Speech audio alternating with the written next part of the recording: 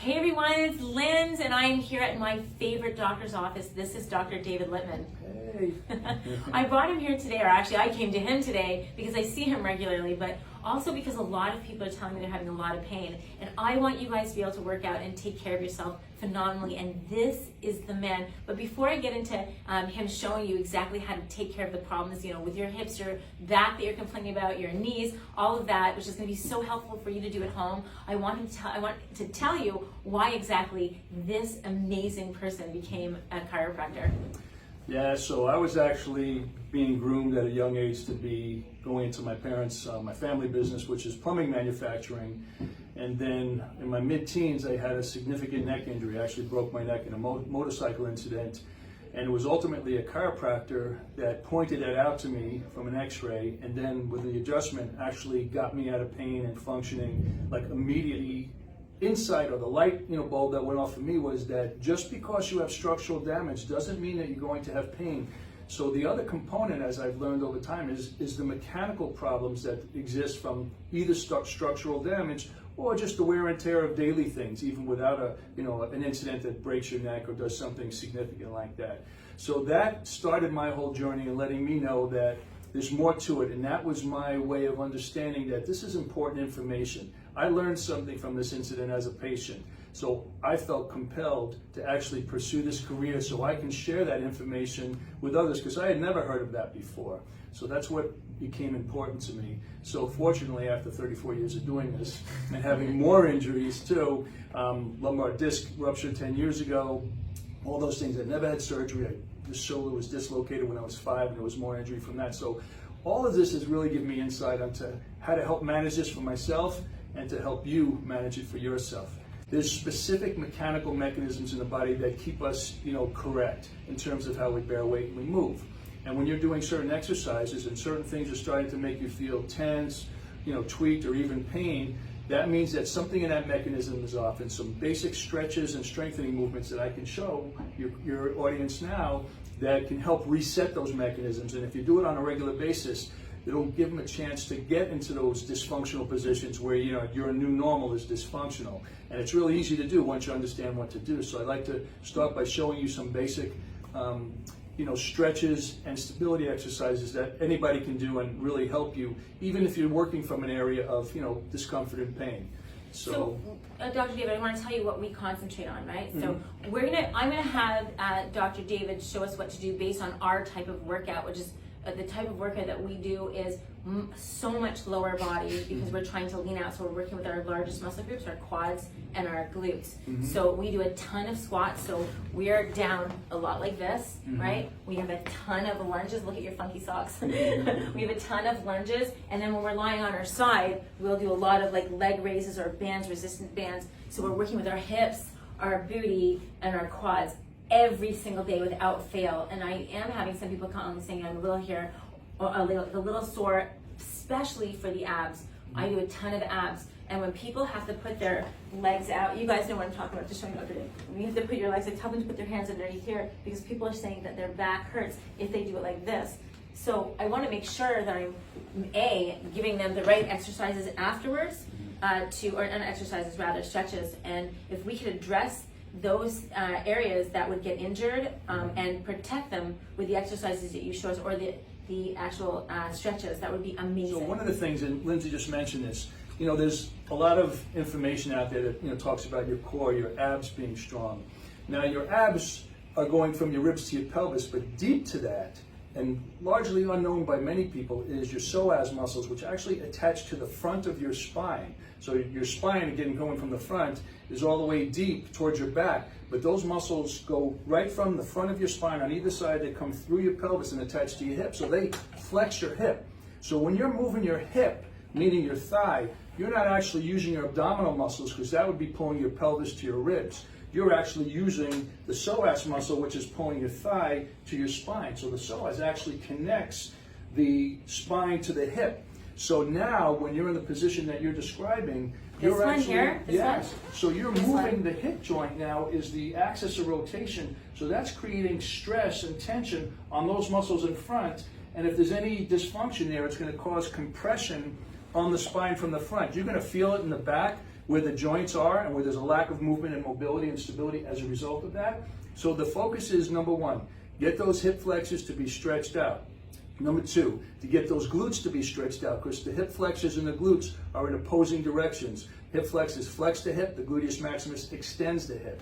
And that mechanism is part of how to properly stabilize your pelvis, your spine, your hips, your whole complex down there. So stretching the hip flexors, stretching the quads, the glutes rather, and then doing hip bridges to actually engage the glutes as an extension force. Can we try that? Yeah, absolutely. Which actually helps to reset that mechanism properly. So as an example, when you're going down too, just to kind of point this out, if you really engage your glutes and you squeeze them actively and deliberately, that's going to take a lot of the pressure off the compression in the front of your spine. So as well as you can modify by having people put their hands there, if they contract their glutes really deliberately, that can also create that same effect, but more mechanically correct, so to speak, instead of creating a crutch. Okay, so yeah, and I like that. Okay, so what Doc's saying, because he's so intellectual, sometimes it's hard for me to understand what he's saying, but I get this one, I get it. Okay, so what he's saying is that when you're engaging your glutes in this position, guys, right? So when we're going down like this, instead of putting your hands underneath, because that is just taking the place, we can actually engage another muscle group and squeeze your booty as you go down. And that way you're actually even burning more calories and you're tightening your glutes at the same time. That's right. So I never do that. That's very good information. I never tell them to tighten their glutes. I just tell them to put their hands underneath their booty. Right. So now they're going to create the internal stability instead of using that from the outside. And that's the proper mechanism of how the spine is going to be supported in that motion that you're doing with it. Right. So in other words, you're actually creating that so in their everyday life that'll be stronger supporting their back rather than just using their hands as a crutch. Like Exactly. a Band-Aid. Pants are a Band-Aid. Mm-hmm. This is the eventual cure. The actual correction, yeah. I love that. It's so good. Okay. So I'd like to show, a couple simple stretches that are easy to do. I don't know if we're going to be able to capture it in the No, way. guys, hold on. We're going to move this over here and we're going to show you the stretches that you guys can do, I guess, before and after. And then we're going to talk about the stretches that you can do if you feel an injury somewhere or a pain somewhere, generically speaking, right? Sure. Okay, hold on one sec, guys. Be right back. Okay, so I got Dr. David on the floor. You're so amazing. Okay, so what we're going to be doing, guys, is because we work the lower body so much, I'm hoping that you guys can give us, or you can give us some stretches that are really, really going to help us avoid injury and make us really limber. And of course, we're going to talk about if they do have an injury, what they can do, generically speaking. Sure. So because you guys are doing so much of the lower body stuff involving the hips, the low back, the pelvis, the legs, that the first things to do is to make sure all those areas are mobile and stable and functional. So the best and easiest way that pretty much anybody can do will be starting as follows. We're going to start with what we call the runner's lunge. So Lindsay, I'm going to have you, and I'll do it with you, start in almost like a high plank or push-up position. Then choosing either side, bring that foot forward, just outside that forward hand. And once you drop as low as you can, keeping the knee and the back off the ground, rotate to further the stretch towards the ceiling. So your torso is now creating more stretch on that rear hip flexor. I feel this is amazing. We would do this every time before we work out, right? Yep. That's and amazing. you can do the same thing on the other side. So you bring your opposite foot forward. Again, once you're at to that furthest point where you can't drop any lower, you rotate towards the ceiling to get that further stretch in your torso. That's And amazing. then, so that's really good to go and get all that opened up. Now to follow with that, we do what's called a pigeon stretch, which many of you probably know, because they have it in yoga. So starting from that push-up position again, you're going to bring that back leg underneath you and try to now lower yourself flush to the ground, where now you're getting that stretch here in the gluteal area. It'll start to open up your SI joint and your spine. So this is a really good way to get some of the tension in that deeper part of the pelvis to start releasing. Yeah, I feel that a lot. I feel that like almost down the side. Yep.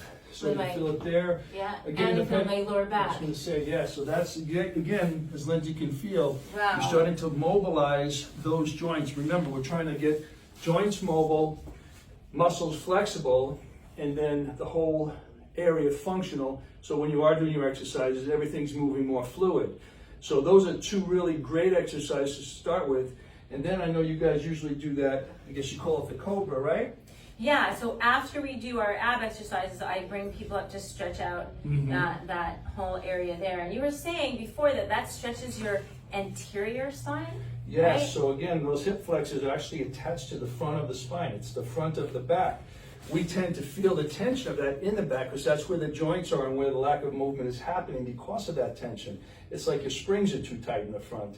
So doing that will help to stretch out those deeper muscles that are stabilizing and moving between your lumbar spine and your hips. Okay, so I have to say something that's very interesting. Okay, so we do stretch that out, but you're saying, which is interesting, that the psoas muscle attaches to your thighs, obviously, right? Yes, from your so spine. I would imagine that would be a root cause of people having poor posture because those are tight. Is that correct? Absolutely correct. I love that because I'm telling you guys, I always say that if your posture's like this, you are making yourself look 10 years older. If you can bring it back and bring up, but maybe it's not just, like you said, or it is not just about your back, it's also about these muscles. Absolutely. How do we stretch these even more then? So once you've gone through those preliminary and start to get things mobile and stretched, you can have another one, which I like to call the hip openers, and I'd like to have you demonstrate that if you would. Okay. So I'd like you to go face down, just kind of rest your chin on your folded hands in front of you. Okay. Now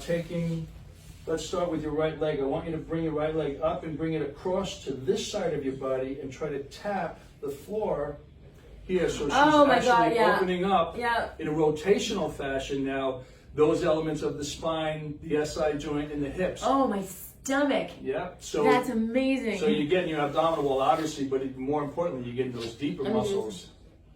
There you go. Stretching across. And each time you go back and forth, you try to go a little further away from your body, but try to tap the floor because that's going to help open up and mobilize the pelvis, the hips, the lumbar spine, so it'll become much more fluid when you start to do your exercises, whether doing leg lifts or squats or lunges, all those things.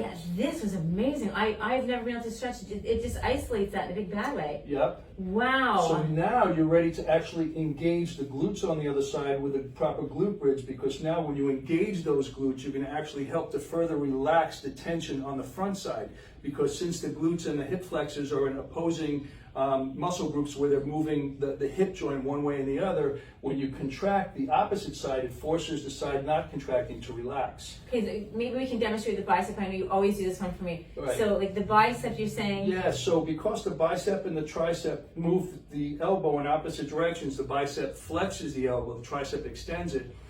In the body, there's something called reciprocal inhibition. So if I want to flex my bicep, my nervous system has to shut down my tricep, because otherwise they're going to be fighting each other. So reciprocal inhibition gets the active muscle to contract while relaxing the opposite side. Now apply that to the hip and low back area with the gluteus maximus and the hip flexors, you're getting the same thing. So you're relaxing that front portion by engaging that back portion. Okay, let's do that one. Okay, so that's it. You said, we do that all the time. Right, but the focus now has to be not using your hamstrings, but pushing from the heels and contracting very deliberately the gluteal muscles on both sides. Yeah. A good pause for a moment, come down, don't touch the floor, and come back. And each time you do it, try to come a little higher and higher, because then you can even open up the sacrum and the SI joint as you push it forward and anterior. And the sacrum and the SI joint are your very lower back, so you have to know where that is, right? Yep, your tailbone. tailbone, It's really essentially. good, yeah.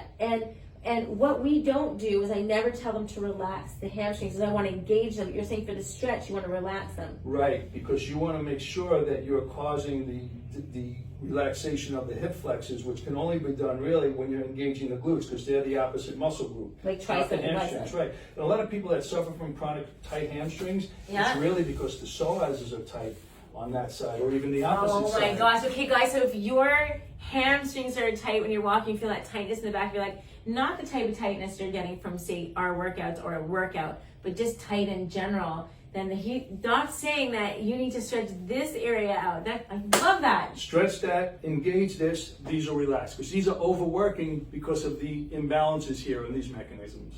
Okay, so before I let him go, because he's got a patient waiting, I do want to ask, if someone's experiencing pain, can we just do the 3 parts? If they're experiencing pain like in their knee, if they're experiencing pain in their lower back or in their hips, because those are the areas that we work, guys, is that the ones I'm getting complaints about. Can you just see, is it the same stretches, or do you have something else we can do? Those are essentially where it starts, because for the most part, a knee problem is not really a knee problem. Okay. It's a hip problem. Again, the knee gets caught between sort of the hip and the ankle. And unless somebody hits you with a hammer in the knee, it's usually because of dysfunction. Because when you have tight psoas muscles, as an example, it's going to cause some rotation in your thigh, usually internally. So now when you're doing any kind of work where you're moving your knee, now that thigh is torquing inward. So now the joint of the knee is no longer getting a nice solid balanced weight bearing. There's going to be some torque on it. And if you watch yourself in the mirror, you can many times see that one side, your knee is actually, when you're standing, is kind of rotated inward a little bit. That's usually indicating that's the side of the tighter hip flexor. So getting this is going to help the mechanics of the knee itself. Now, of course, if you have a direct knee injury, that's another thing, and that becomes a little bit more complicated. I'm talking about exercise related. Yeah, exercise related. I find that, unequivocally, when you're loosening up and restoring these proper mechanisms of weight bearing and motion, the rest of the stuff just kind of drops down and fixes. Because remember, we say, where you're feeling pain now, where it's coming from. It's where it's ending up. Okay, let's say where you're feeling pain is not where the origin is, it's where it's ending up. So, for example, like you just said, you guys can actually look in the mirror and take a look at your knees. If you have one knee turned in, you know that side is the side that your psoas muscle, so you need to stretch it. So, Doc, is this something we should be doing before and after those stretches? We're going to incorporate all these stretches from now on in the beginning and the end? I would say yes, because being that this is so important to the whole mechanism, if you do this a little bit each day, it's not going to get a chance to create that dysfunctional situation anymore with so many of your people that are exercising with you are getting. So if you do this before and after, you're able to keep that mechanical situation going properly, and you don't give it a chance to kind of get dysfunctional again and build. It's amazing. Okay, I cannot thank you enough. Please, again, that was really nice of you to extend your accelerates, okay? Yeah, of course. Okay, so Yeah, sure. Dr. David's going to extend, if you're having an issue beyond what we've talked about, he can actually see you through Facebook and see you through Zoom. Yeah. And he's willing because he's so wonderful and because we have a good relationship and whatnot. You're willing to do this for my people. That's really nice. Yeah, it's just because I get to help people. Listen, there's many ways to help people. I have many opportunities when, if I'm not the one that's going to help somebody, if I can send them to the right place and they get help, then I did my job. If I can give you some advice and show you something more specifically about your situation, look, it's your body and it's your responsibility and you have to do the homework. I can just give you the assignment. Okay, that's amazing. And there's no cost, you're saying, for them, right? That's really nice. We can't thank him enough. And guys, I know a lot of you don't live in Boca, but if you do live in Boca, excuse me, you do have an issue, they can also come see you, right? Absolutely. You're taking patients? Well, I come Yes, see him, so I know. of course. And he wears a mask and gloves and everything else. So if you guys are having anything beyond this that you need, by all means, here's his mask. By all means, but take advantage, guys. If you are not feeling good, I don't care if you're in Israel, I don't care if you're in Timbuktu, guys. We have somebody who's amazing. I've been with him for years, and you're not feeling like something's weird when you're working out, have him take a look at it. It's no cost. He's just an amazing human being. I am so grateful. Thank you so much. And I will leave the number up here, Dr. David, for people to call you. Call or text. Or text. And if you want to come in, if you are in the Boca area and you do have a problem, you can also come in like I do. So, it's all good. I can't, social distancing hug. Air hugs to you. You guys are amazing. Thanks for watching. And again, amazing. We cannot thank you enough. We're so grateful. Bye, guys. Bye-bye.